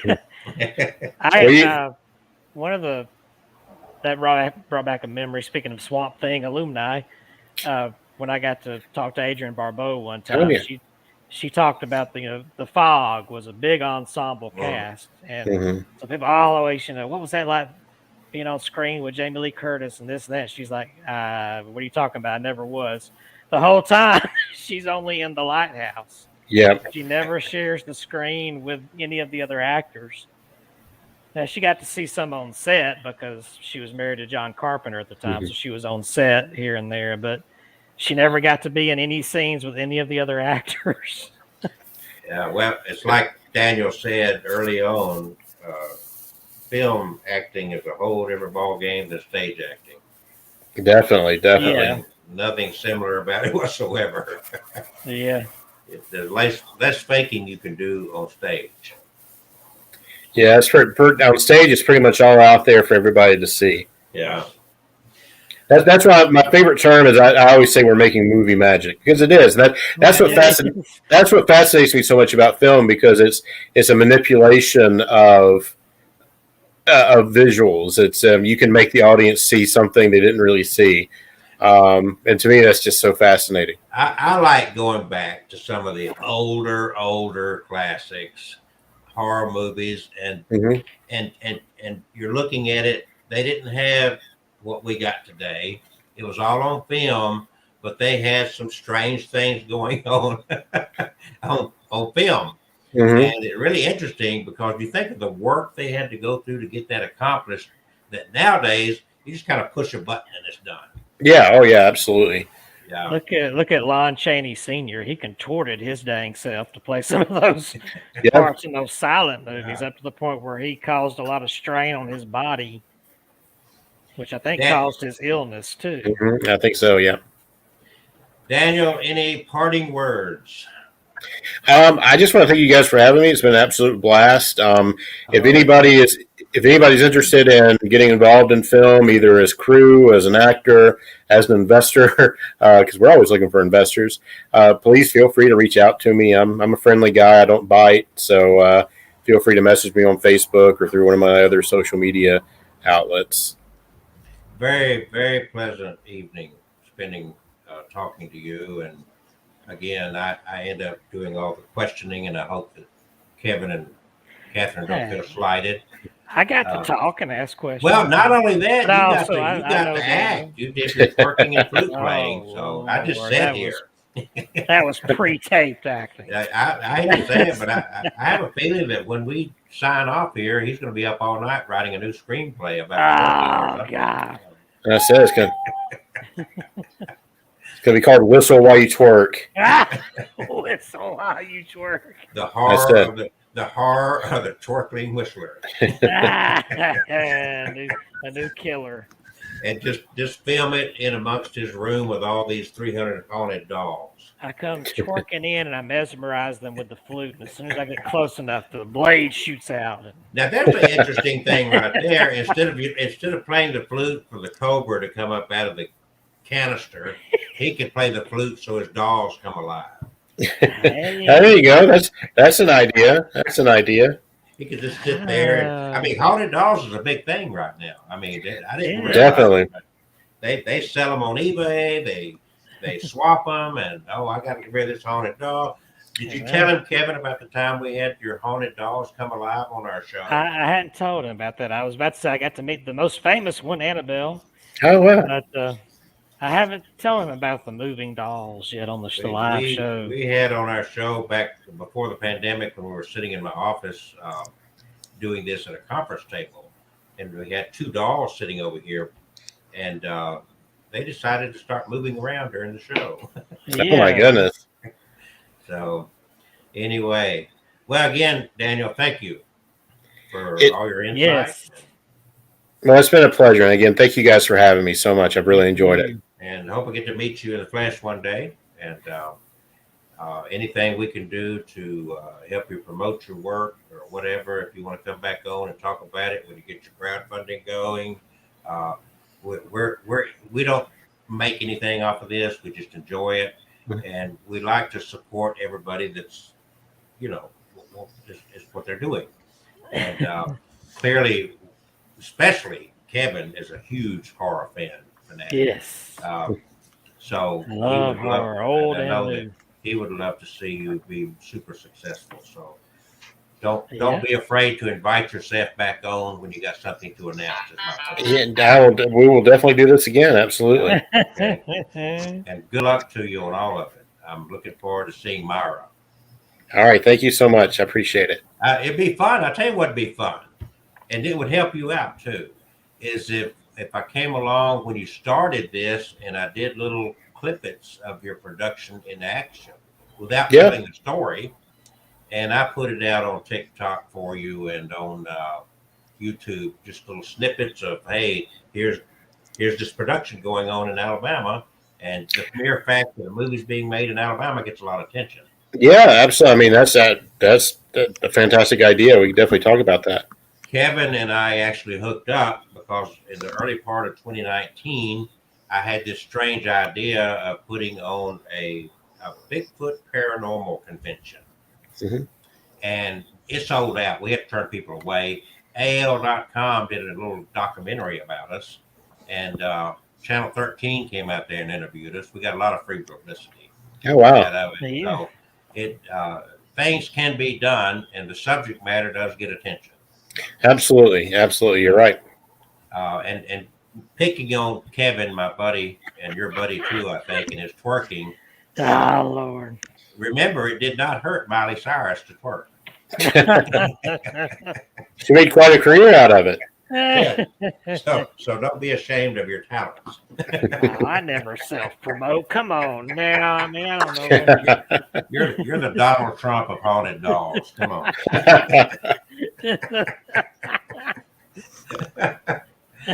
All right, guys. Very much a pleasure. Daniel, thank you again. All right. Thank you guys so much. You have a great night. You too. Good night, all. Peace. Good night. Good night.